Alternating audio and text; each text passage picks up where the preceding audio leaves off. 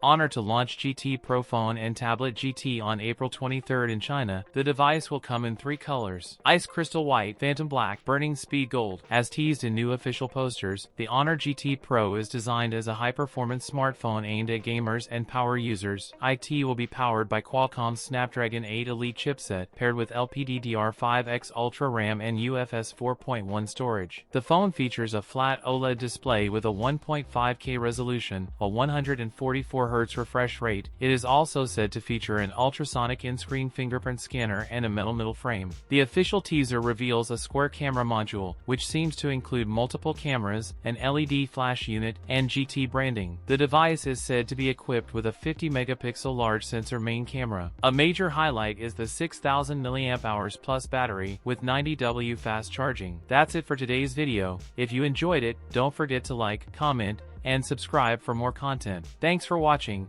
and I'll see you in the next one.